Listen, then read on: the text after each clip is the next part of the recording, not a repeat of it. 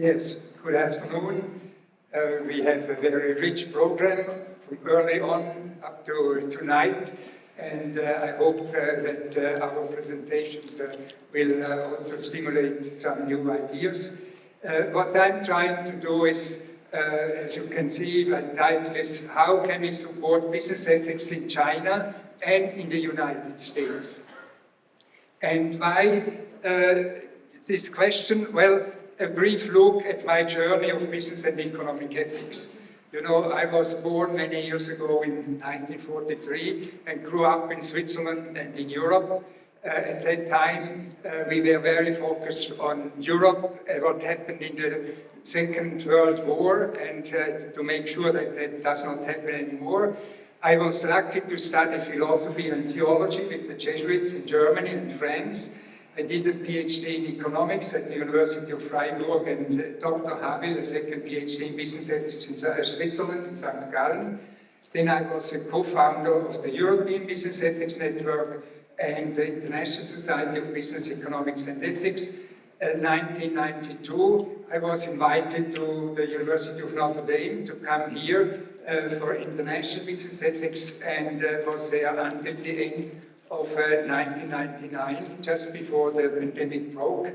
I was very welcomed by the Dean Kane and then Caroline Wu, who was our Dean for many years and supported us very strongly. And now and then, with regard to China, I was visiting professor of business ethics in China in many functions at the China-Europe International Business School, CEIBS in Shanghai, at the Shanghai Advanced Institute of Finance, Shanghai Jiaotong Dashi, at the Center for Business Ethics at the Shanghai Academy of Social Sciences and other options. This gives you a little bit background of my journey. And thinking about that, I must say I discovered that vocation very slowly. My learning is a slow process, but step by step, finally, I ended up to do that. When I started philosophy, I didn't ever think about business and business ethics, but today it has become for me, over many years, really a vocation. Now, these are the three questions which I would like to submit to you, and we can discuss and go deeper into more into the depth. First, what is business ethics in China and the US? And here I can give you some brand new information, findings of the Global Survey of Business Ethics 2022-2024. The second question is, why should business ethics be supported? I think, well, my hope is that we have a better understanding of business ethics, but also we can support each other much better. And how best can we do that? And what can the two countries learn from each other?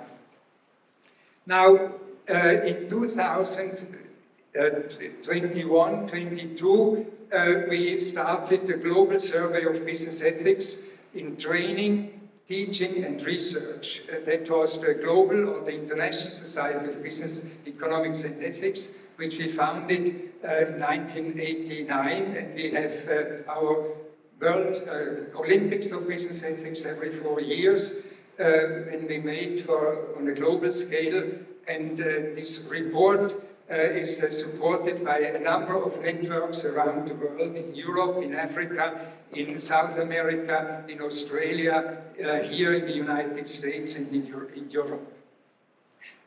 We launched that global survey at the 7th World Congress in Bilbao. The purpose is to take stock of the present field of business and economic ethics and explore major ethical issues in the field over the next 5 years. We did not just want to look backwards, but to look forwards. What are the challenges for the next 5 years?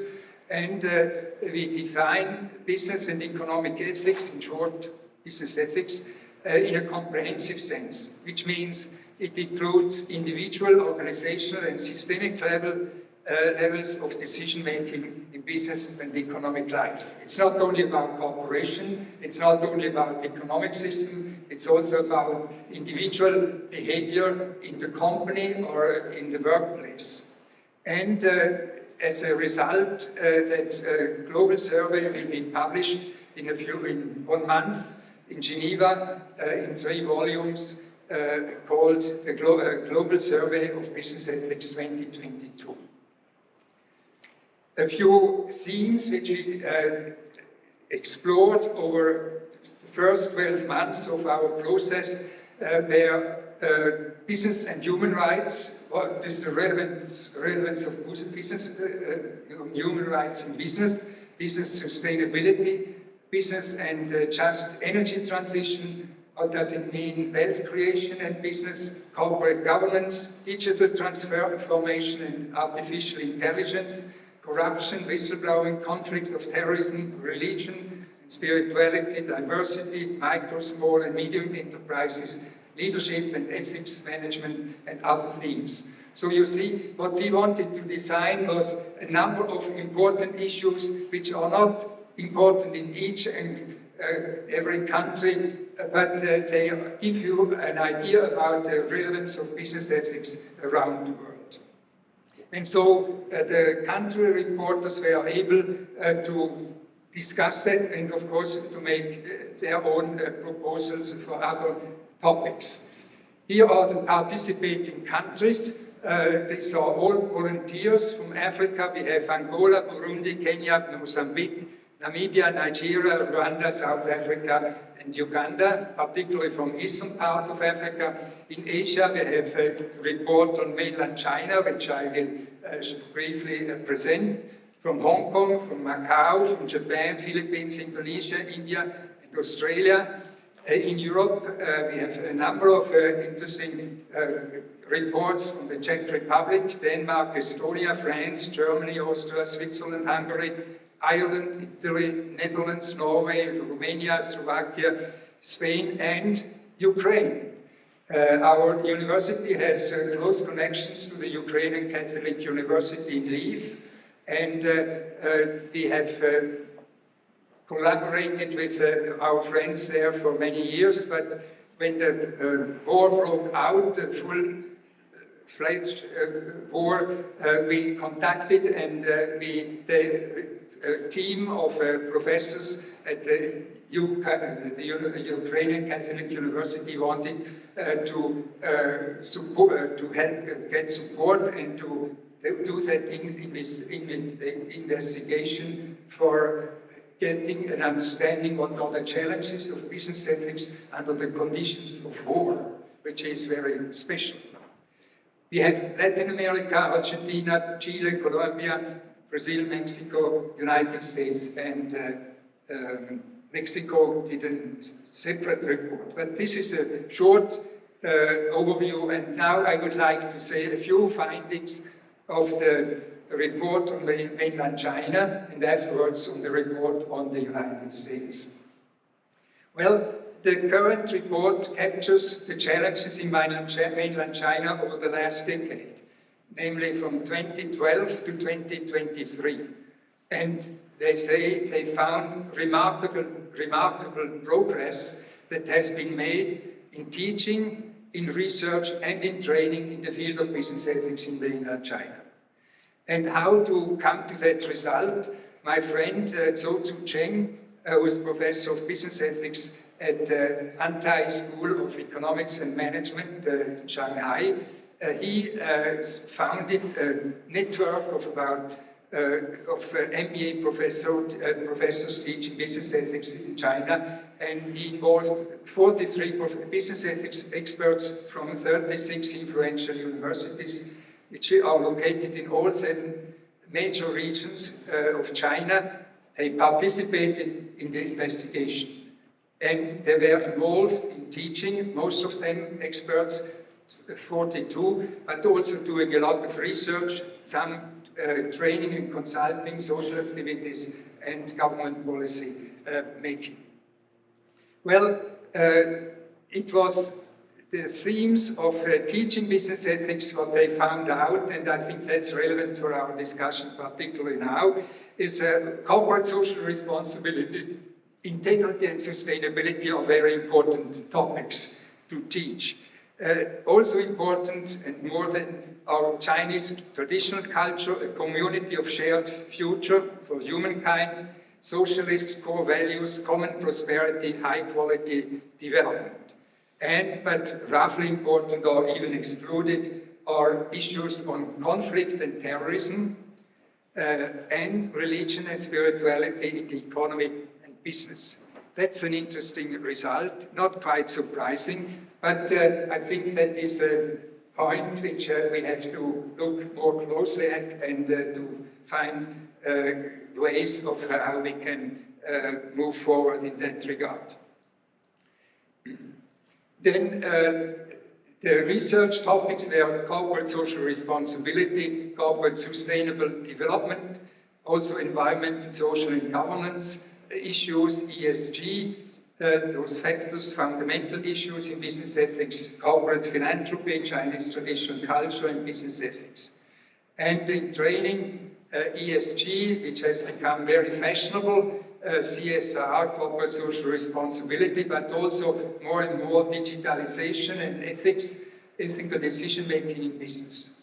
In sum, the report acknowledges important progress in teaching and research, but also it recognizes that training is seriously lacking behind what's happening in the companies, not only in academia. Obstacles are identified and proposals are made. It should be more commitment on the side of business schools for business ethics, more support from the government, serious understanding and engagement of businesses for business ethics. These are a few findings, and here I would like to compare this now with the report from the United States, and it reminds the reader that business ethics as a discipline is relatively old in the US, maybe 50, 60 years old, compared to other countries. And it has been strongly shaped by the US regulatory requirements and laws, as well as the accreditation criteria for business schools that most business schools follow today. It is the Foreign Corrupt Practices Act, which was in 1977 promulgated, which meant that companies are not allowed to corrupt foreign governments. They have to report what happens and can be punished. The US federal sentencing guidelines were pretty sharp in enforcing ethical standards in companies. Sarbanes-Oxley Act, you know, after the Enderle scandal and other problems, set many regulations, and also the Association to Advance Collegiate Schools of Business for the accreditation.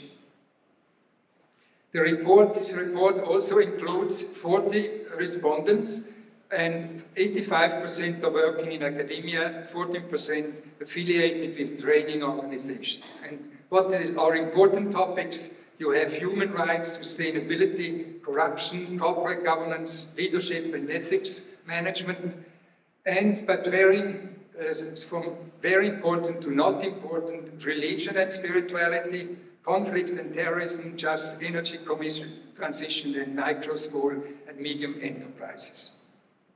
So it is interesting that the report, well, the United States, of course, is a large country with a wide variety of types of schools, which leads to a plurality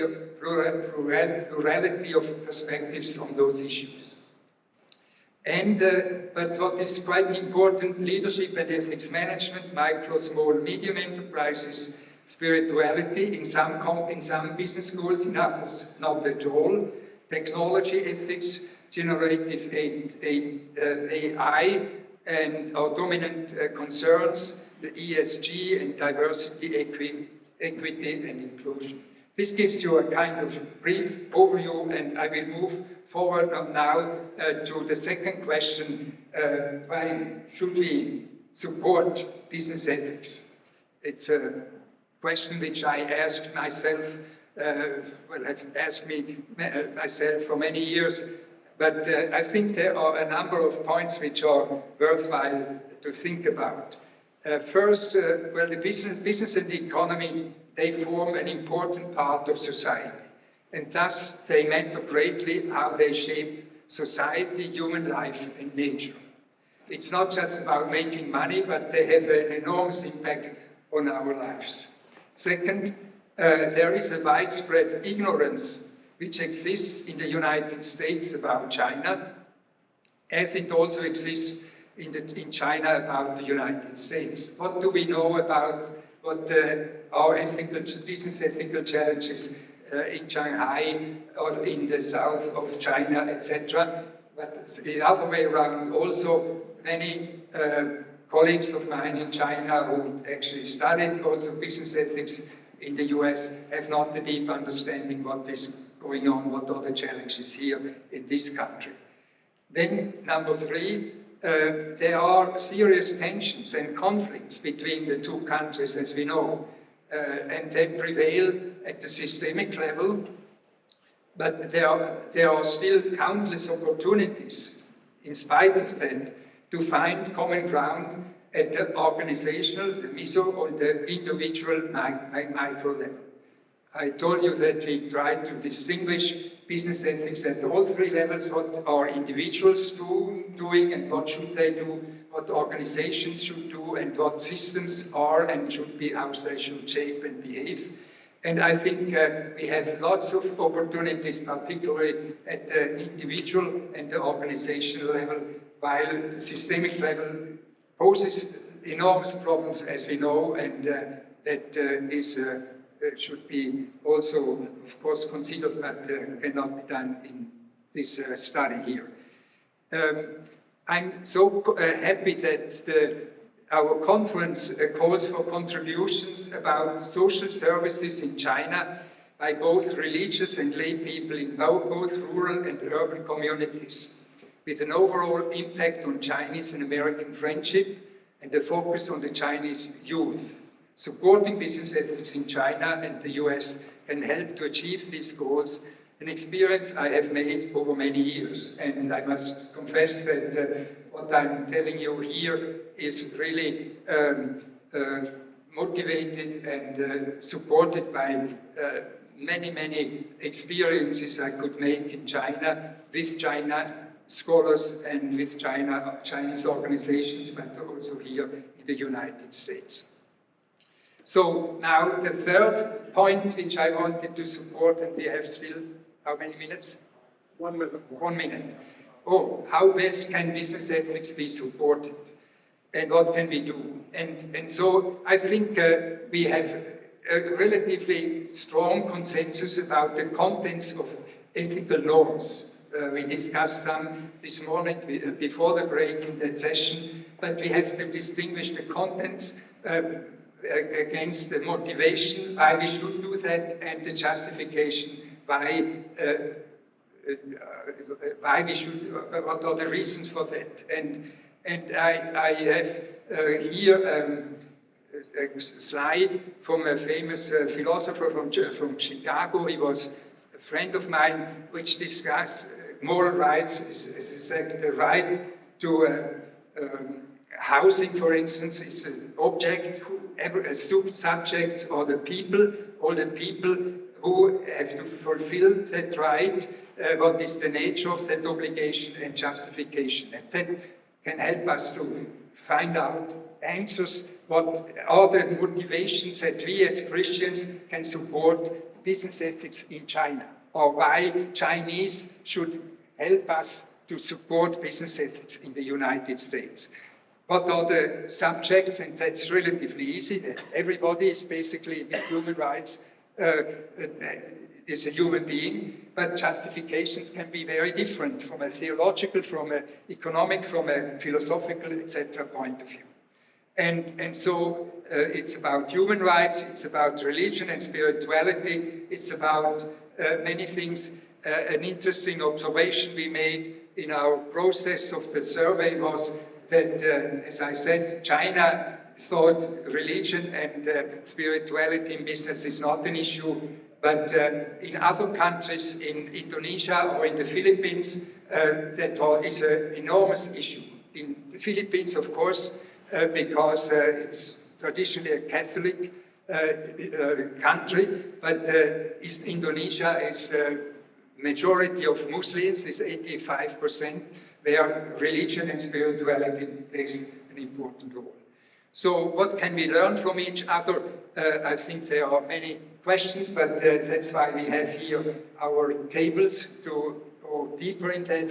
But thank you very much for your attention. And I just want to say that those reports on China and on the US and other 35 reports will be published next in September, in about 1 month, online. Also for free access from Globe Ethics, which is the NGO in Geneva, Switzerland. Thank you. Thank you, Tom, and thank you to the association for inviting us for this conference. I'm Brent Fulton, and together with my colleague Andrea Lee, we will offer some observations on Protestant social service in post-pandemic China. I will begin by looking at policy developments affecting Chinese NGOs. Then Andrea will present a couple of recent case studies and some concluding remarks on current opportunities. So just a bit of background. For the past 25 years, I've been with China Source, which is a platform for educating the global church on critical issues facing the church and ministries in China, and for connecting Christians inside and outside China to advance the kingdom of God globally. I previously served at the Chinese Church Research Center in Hong Kong and at the Institute for Chinese Studies at Wheaton College. My wife Jasmine and I lived in Hong Kong from 2006 to 2017. We currently reside in Sacramento, California. Fragmented authoritarianism is a term often applied to the NGO situation in China prior to 2016. Taking an ambivalent attitude toward nonprofit organizations, government officials selectively permitted activities they found helpful, while clamping down on groups that were perceived as a threat. Like many things in China, the situation varied greatly from place to place. During this gray area period, much was possible, nothing was legally guaranteed.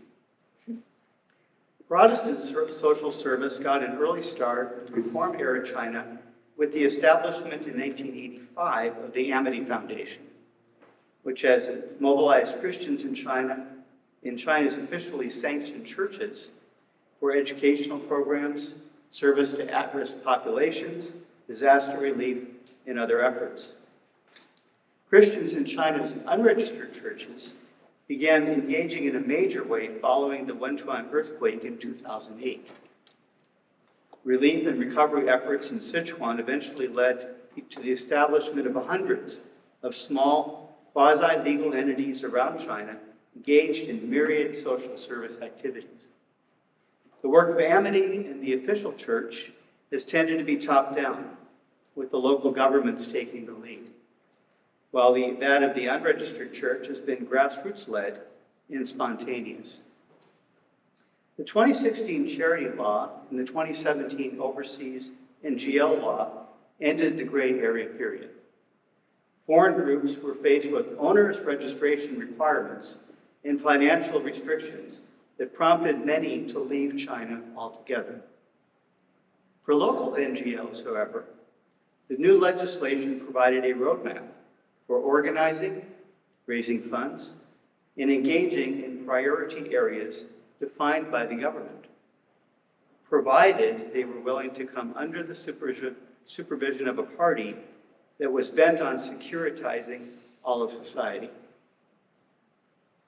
Currently, an estimated 500 organizations run by believers in the unregistered church are in the process of figuring out how to live out their faith through service to their neighbors while remaining under the watchful eye of the party. In the registered church, meanwhile, the Sinicization of Religion campaign has brought a new emphasis on practical community service, in keeping with the mandate that religion must serve socialism. The COVID-19 pandemic brought new opportunities as well as new obstacles. Both registered and unregistered churches provided aid to neighbors during quarantine periods, distributing personal protective equipment, delivering food and medicine, or cooking for neighbors in lockdown apartment complexes. One group of Christians in Shanghai spontaneously launched a mutual aid group to provide food to elderly people living alone and to migrant workers in their city. Pastors established online communities for worship, prayer, and emotional support. Amid the isolation, the unprecedented use of social media during this period drew Christians together in new ways and gave birth to innovative online activities that continue today. The government's tightening grip on the NGO sector during the past 7 years has in many ways resulted in less space for Christians to live out their faith publicly through social service. Yet their example of perseverance gives us cause for hope. As Christians during the pandemic demonstrated, the ingenuity and resilience of believers who are filled with the love of Christ cannot be stifled. Now I invite Andrea to come up and give us a couple of case studies.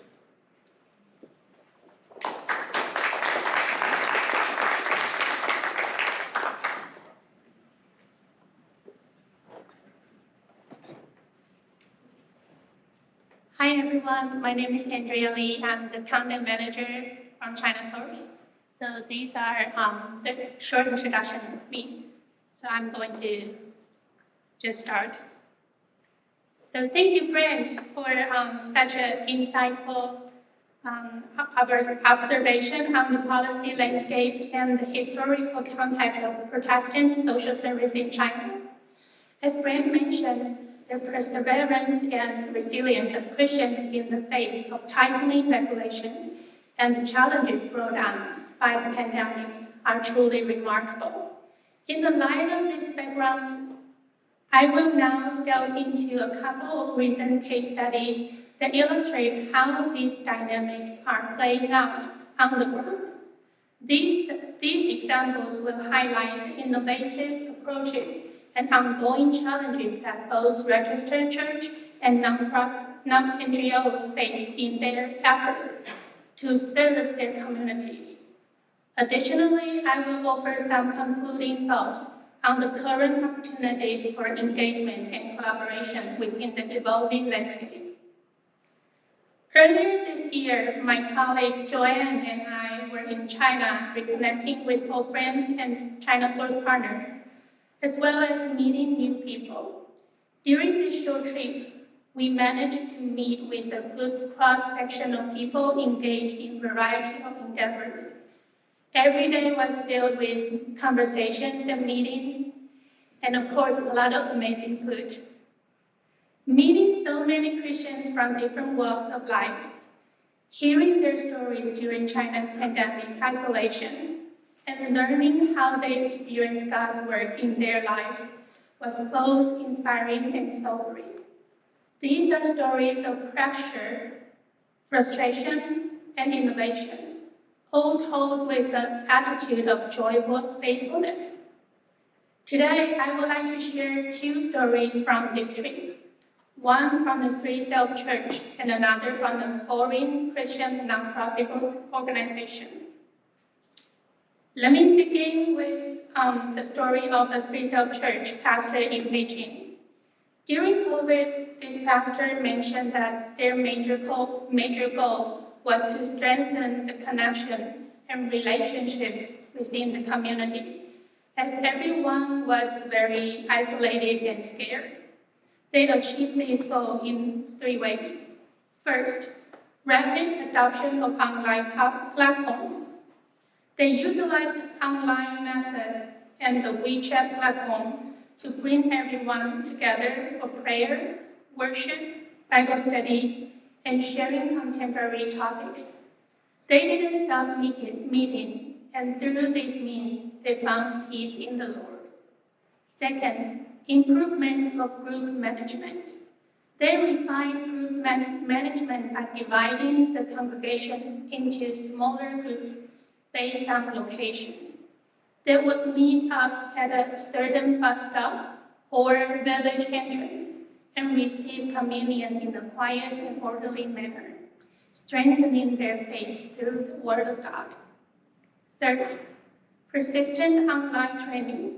They conducted online Bible studies focused on spiritual growth and worked to prevent heresies. During the complex online environment, various heretical teachings can pass through the internet, disrupting the unity of the church and attacking the faith of believers. They intensified their efforts in online training and Bible study to fortify the faith of the believers. As a result, the church successfully trained several young believers to further pursue theological education. Some of them enrolled in the theological program offered by seminars in the United States online, and some of them were admitted to Yanqing Shen Xueyuan. This approach continued even after the pandemic. This church in Beijing focuses primarily on volunteer training and spiritual renewal within the church community. They don't engage very much in outreach activities. This observation is based on my conversation with this particular pastor. Now, I want to share the story of a foreign Christian nonprofit organization China Source is familiar with working in China.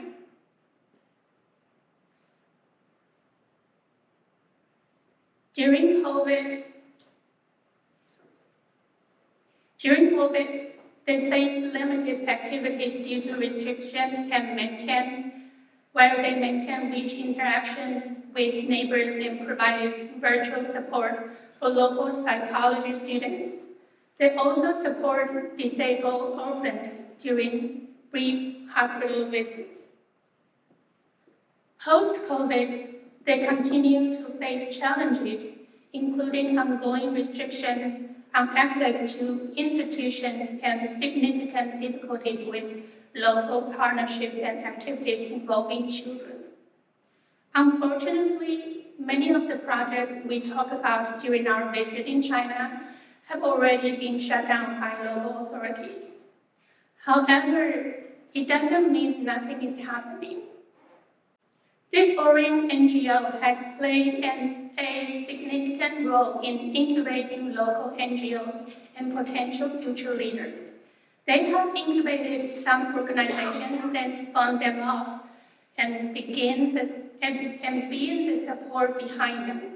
Here are some key highlights of their work. A local social service organization started by a former employee of this foreign NGO is still operating.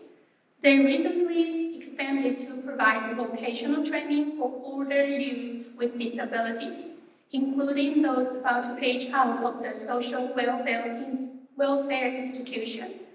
A flower shop was opened for training with plans for more shops to provide employment.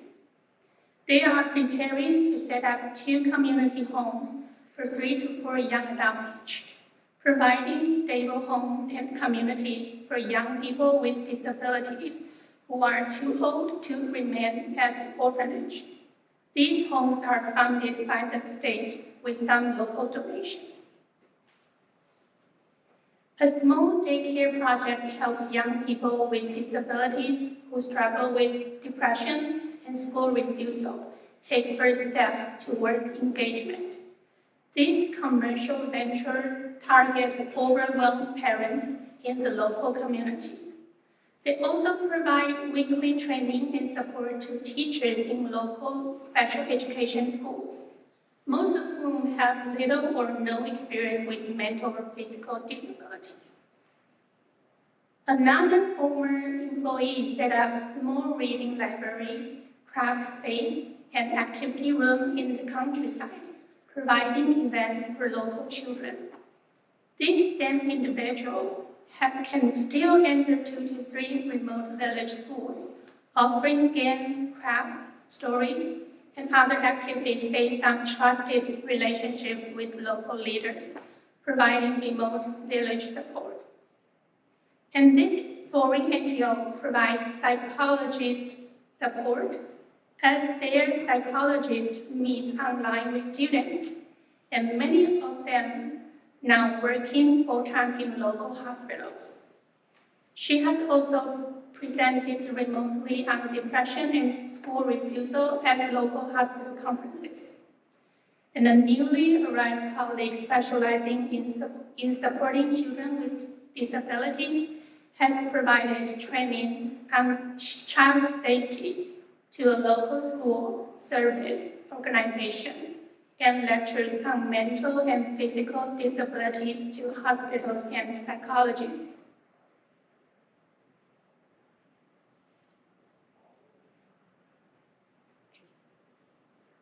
In conclusion, despite the challenges, foreign Christian organizations in China continue to find ways to adapt and succeed.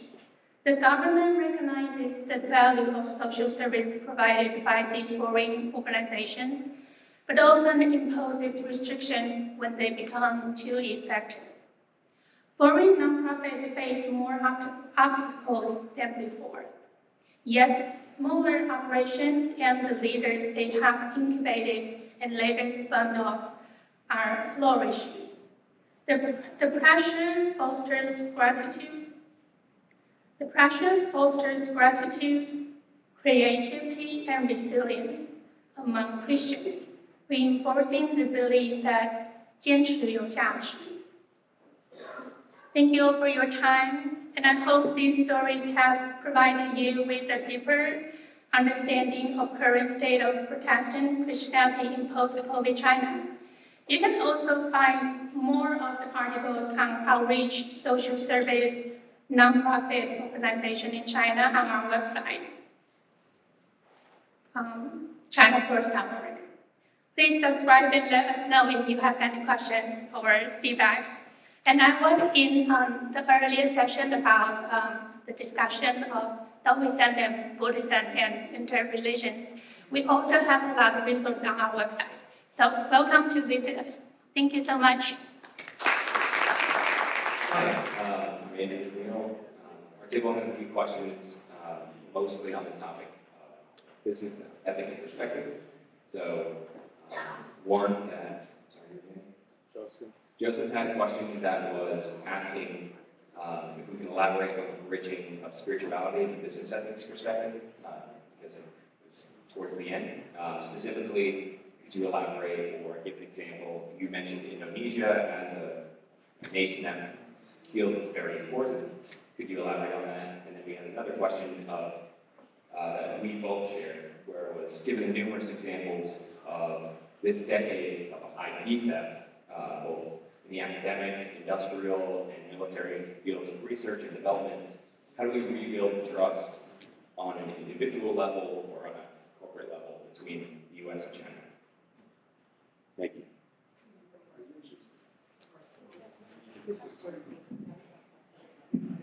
Well, if I understood correctly, your question is how to build trust between individuals here in this country and in China. And well, my short answer is to go to China and to make friends.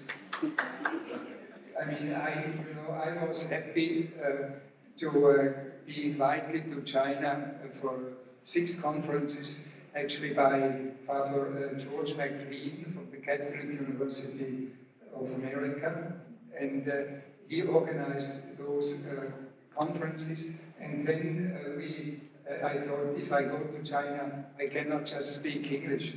I have to give them at least my speech in Chinese. And the Chinese student at Notre Dame translated my talk, and that was a nice beginning. But what I learned, and we discussed at the table, the lunch table, is really that if you want to build trust, you have to look at the long term. You cannot say, well, we have fun, and we might make a couple of trips and so on, and then that's it. No, it takes years. It takes years. And so you need that patience, but to build trust, I think it starts with individuals. And then to understand their organization, of course, not only from their individual life, but then why are they involved in China's wars? Or in my case, why are they so committed to advance business ethics in the business schools? I mean, my friend has done that now for 15 years, you know, and it's impressive. And so that's one way, I think. But to address and say trust relations in, I don't know if I understood you correctly, but is it in artificial intelligence and digital transfer? Intellectual property. Intellectual 35 is a great example. intellectual property. Yes. Well, here again, I have an interesting example. I published an encyclopedia of business ethics in German, and I said, I would like to offer you that to translate it into Chinese. And the president of the Institute of Philosophy of the Shanghai Academy of Social Sciences said, that's a good idea, but here are some articles on Marxism and socialism. But you know, we have a different understanding on Marxism and socialism. And I said, yes, I know that. But you know, this is an encyclopedia written by German-speaking authors. And you need to know what they think about it. And he said, well, under those circumstances, maybe we cannot translate it. I invited him to Notre Dame and next year and 2 years, and then he said, by the way, the encyclopedia we are going to translate completely as it was written in German. And I thought, you need some patience. But if you can make the case and to be polite, but to say it clear, you know, it can work. Thank you. Anybody else? The next question. Thank you, Brent, for your presentation. The question for our table is that while we think business ethics, as well as social works, these are two very important things, is there a risk there in that we focus too much on ethics as well as social works? Meanwhile, is it possible that we focus too much, that we ignore the most important thing, which is Jesus Christ and our faith? This is our question.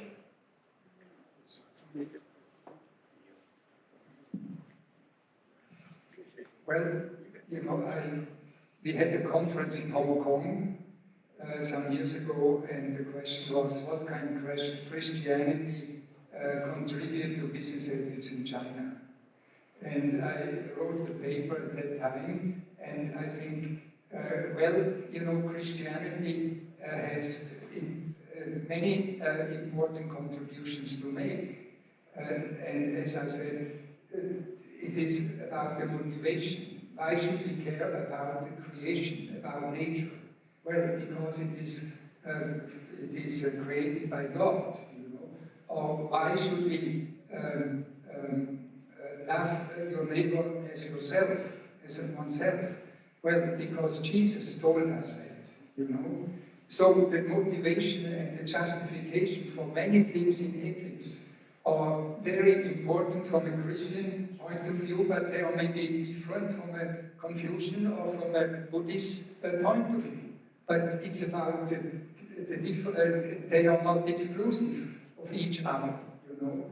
Many years ago, in the early 1990s, we published the Manifesto for a Global Ethic, which included leaders from all religions around the world. And they came out with a declaration in Chicago, Chicago, 1993, at the World Congress of what was it? Well, Hans Küng was there, etc.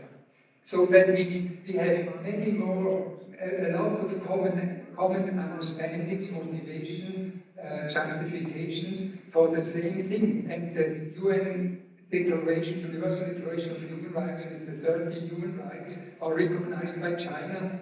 All the civil and political and cultural and social and economic rights, we have commonalities much more than we think we have. Next table, please.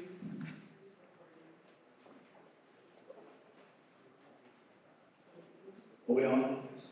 I'm Doug Lovejoy, and this wonderful table here of all of us. We have several questions, but I'll start with the first one and you can cut me off when you can. So first of all, notice in the discussions of dialogues, both here and earlier, we're talking about Christianity and Chinese traditional philosophies and religion, but I haven't heard much about dialogue with communist principles. And one question is, even in the discussion of ethics, do communist principles come into those discussions in China?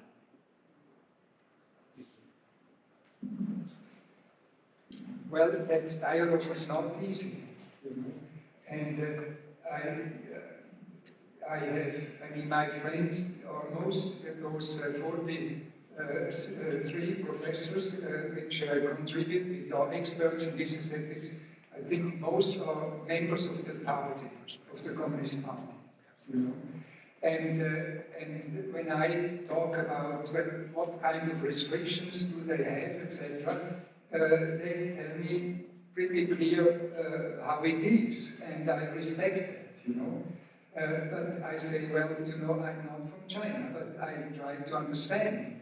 And so if, you know, say I'm from Europe, the European Union is very important, and many other things are different, of course, but for instance, when we talk about human rights, I found out that I can talk about human rights in China with many colleagues, less with the party members, but with professors, you know. One professor in Beijing, he published the translation of my book into Chinese on human rights, you know. And so we have to be more specific in the dialogue to say, why is it important that human rights have to be respected? Well, by the government, of course, but also by the companies when they go to African countries. And so that was the Association of Oil and Mining Companies from China, which adopted the OECD guidelines to respect human rights 15 years ago already.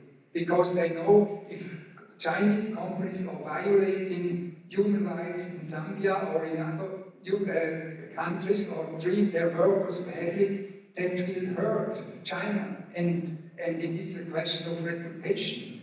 So that is an argument I can make from an economic or international point of view, but less from a domestic point of view. From a social service standpoint, I think this is a great topic to look at as well. The 2016 charity law spells out very specifically the government's priorities for social service.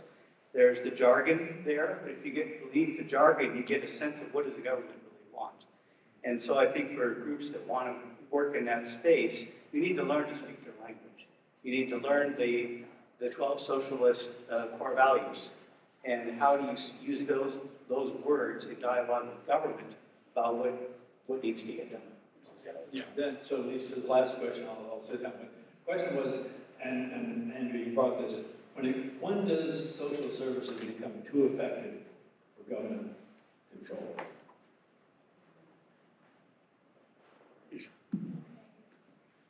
I want to be very careful about what I said. But it just... Speak right into it. No? Okay, move it closer. Okay, so it means, you know, you get the meaning. It means like when they become very effective, like if they are really very helpful, and then, you know, you can just do it when you can't.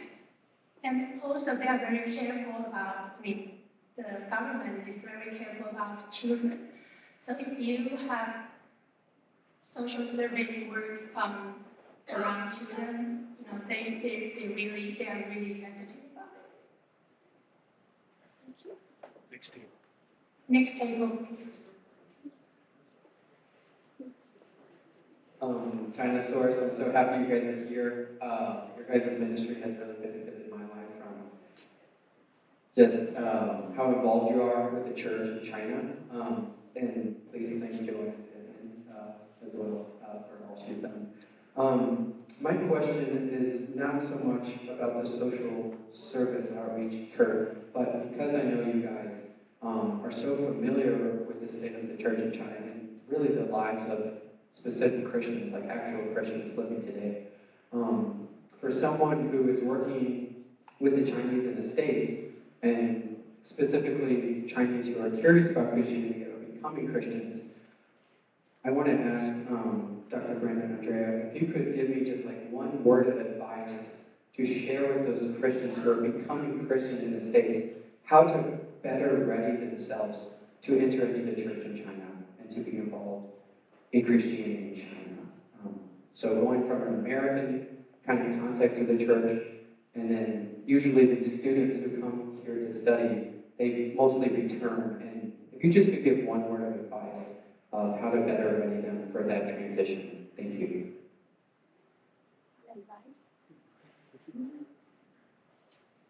Just to make sure I get you right, you mean one advice for the students here, Chinese students, Yes. for them to know God. Here. Not to know God, but going from a Christian context in America, but like shifting to the Chinese Christian context. What I've heard other people talk, it's like becoming Christian in the States, being involved with the Christian community in the States, it looks different than the Chinese context. And I've heard that many Chinese who become Christian in the States, when they return to China, they kind of have a shock effect and feel like they don't belong anymore, and many Chinese fall away from the faith. So if you could give me, I know you guys are really experienced with the Christian in China, so if you did have a word of advice of like how to better help those people who are becoming Christian here to transition to China. Okay. I would say try to stay connected.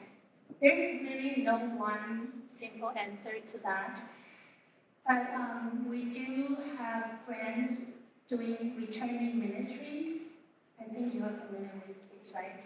So it's kind of a support group for people who maybe studied here in the States and then went back, or they, sometimes they're not just studied here, they are seminary students and went back to China. And there is indeed a pretty big culture shock when they're back to China. But I think staying connected and trust is something really tricky. Just like what I learned from last session, that there are many definitions of friends. And I think friendships and, being connected is very important for people who feel like belong to, the body of Christ, like we are a family. Yeah. So there's really no one suggestion, but I would like to have a conversation with them. Thank you. Next table. Next table, please. Yeah, Dr. Brent. Yeah. It's just to emphasize what Andrea said. I would say don't get plugged into the American church. Get plugged into other believers from China and prepare together for what you're going to face.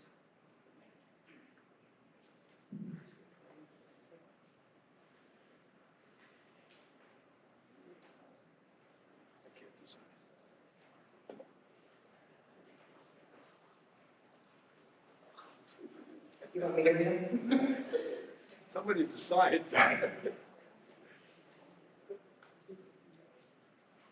Is there a conflict between the purpose of business and the purpose of ethics? And how can we really transform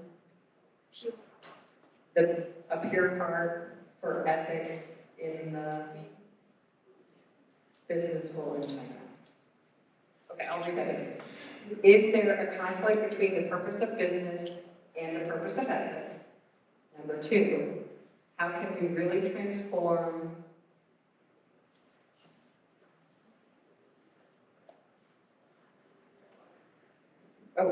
how can we really transform people's hearts for ethics in the business schools in China? Well, if I understand you correctly, you know, the question, what is the purpose of business, is a fundamental question. And Adam Smith, who lived more than 250 years ago, said the purpose of business is the wealth, the creation of wealth, richness, wealth. And that was the founding book in many editions which shaped the development of economics over many decades or years, 200 years or so. So I think we have to come to a new and deeper understanding what does it mean a country is rich or healthy. The wealth of nations is not just to have a lot of money. It's not just to make build bridges. It is, and in my book, which came out 2 years ago, I found out that the World Bank actually is defining the wealth of nations similar as I understand it, namely as a combination of private and public wealth, consisting of natural capital, economic capital, human capital, and social capital. And that means, for instance, when we talk about the GDP, global, the gross domestic product of a country, is a misleading indicator, which is rich, because it is a flow in economic terms, not the stock. And we need to know the stocks and the flows in order to measure and to conceptualize wealth. The World Bank came out with statistics which are the richest and the poorest countries in the world according to that comprehensive definition of wealth. And I was not quite surprised. Number one, the richest country in the world is my country, Switzerland. Why? Because human capital is very, very important. Human capital means healthy and educated people, you know. And if people are not healthy, that's a loss of the wealth of the nation. So, that's why, I mean, we could discuss that many times, but I think we need to be clear what is the purpose of the economy to create wealth in a comprehensive sense, and then we can ask what is the responsibility of individual corporations or industries in the oil industry or in manufacturing, etc. And so these are some radical new ideas which I think are taking root and slowly but surely hopefully. And, but that is it's very different, and it makes business very attractive for young people. You know, it's not just making money or pursuing their own career, but to make sure that the workplace is a meaningful place. What we produce is good for the well-being of people in our society and worldwide, or is good for nature. Next table. Next table. Okay, well, thank you very much for the very interesting, informative presentations. We have 2 questions, but one of which is already been asked by Dr. Lovejoy, so we're not going to ask that question. It's really about the role of government or the Communist Party in business ethics, so we'll skip that. We have a question for Andrea and Brent Fulton, Dr. Fulton. It's about online, use of online in much of the training and discussion and so forth post-COVID. We are aware how the government monitors all the online activities, and I am kind of aware that there are some many different platforms in addition to WeChat. So I'm just wondering if you can share some insight on how these could actually use the online platform in a way that does not cause trouble or to avoid surveillance. Can you shed some light on that question? Surveillance systems are obviously very thorough, and they're looking for politically charged language, political terms. And so I think the first thing is don't use online platforms to talk about things that are sensitive to the government. Because the government's going to go after whoever's putting it up there, and they're going to pull it down.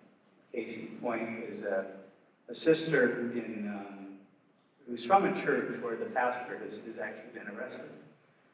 And she posted a message that he had preached online on a chat platform. Normally her chats would not be bothered, but as soon as that one went up, she got a visit from the police, and it was pulled down immediately. And so I think being judicious about how you use the platforms is one thing. I would say it's surprising that for all the surveillance on WeChat and other platforms like that, Zoom seems to still be surviving. In churches, people are doing training on Zoom, they're holding conferences on Zoom. It's kind of up and down. Sometimes the thing gets shut down, but for the most part, it seems to still be working. So I think that with online platforms, you just need to, one, be really careful, but two, watch day to day and see what's going on, because it's changing all the time. Repeat. That's what you meant, I do have a story to share. China is very big, and one of Joanne's favorite sayings, China is complicated. Like every place is different. So we can, sometimes it's really dangerous, sensitive, and we want to be very careful. But when we were in Beijing earlier this year, we were in a taxi, and then we saw a cross sign declaration hanging there. And then so Joy and I were like, okay, we want to talk to the taxi driver, like find out if he's a Christian. So I talked to him, and he just came to faith like 2 years ago, so he's pretty new believers. And we asked him, so which church do you go to? And then he just showed us his phone, his iPhone. There's an app they developed by themselves. And then they can, communicate. There is a community of their church. And they can watch their pastor streaming for Sunday service. So that's pretty innovative and very creative. And I just feel like, sometimes it's really 上有政策，下有对策, always like that. So, of course, what Brent said is, it's also very true. Some people we talk to, some people are very careful about their phone, not having WeChat or kind of apps. But some people, they just put their phone there. They don't care. So they're just, it's complicated. But they will always find a way. Thank you. Next thing. Hi. This is kind of a two-part question, I guess, about business ethics. It's our understanding that the legal basis for business law in the United States is the idea that corporations are corporate persons. And so how would that work in China? Do they have corporate persons who are answerable to the law? And for example, where does, for example, personnel policy fit into the law about corporations? That's one issue. And the other issue we were talking about was the same somebody else mentioned about marveling at the idea that the government imposes restrictions when the charities are too effective at retention. Right, thank you. This is a question about the moral status of a big corporation. Big corporations, we have been discussing that in the field of business ethics for the last 20, 30, 40 years. And I think in our discussions in Europe and in the US, we have found a certain consensus that huge corporations like Boeing and others formal organizations, they bear moral responsibility, not as individuals, but as corporate actors. And so we need the understanding of the corporation from well, sociology and law to understand what is a corporate actor, but it makes sense and it's important to say a corporate actor bears a moral responsibility, not like an individual with a conscience, but knows what they do, they know the impact, and they have to be held accountable for that. How is it in China? I know that we discussed that in China to some extent, but we did not have a clear discussion about that, because I think there is still the distinction, either it is the economic system or individual people who bear responsibility. And but the meso level, in the middle, the organization is not articulated as it has been done now in Western discussions. But I think, in a way, it is implied. You know, I mentioned you that the Association of Oil and Mining Industries companies say these are the ethical standards of human rights worldwide, and you have the responsibility not only as an individual manager or the president of the corporation, but as an organization, you have to make sure that those guidelines policy are clearly defined. There is somebody responsible in your company to make sure that this works, and you have to report what you have done in other countries. You know, so that is a whole list of requirements how corporate responsibility for actors, or moral responsibility for corporate actors has been defined and clarified. In the EU, you find that in the UN, the EU directive of corporate social reporting, and now also the EU directive for global businesses on the due diligence, that corporations, big corporations, not small groups and family businesses, but big corporations have a legal and moral responsibility to make sure that in the supply chain they are not violating human rights and environmental standards. And they have to report what they do and to explain or to be punished if they don't do that.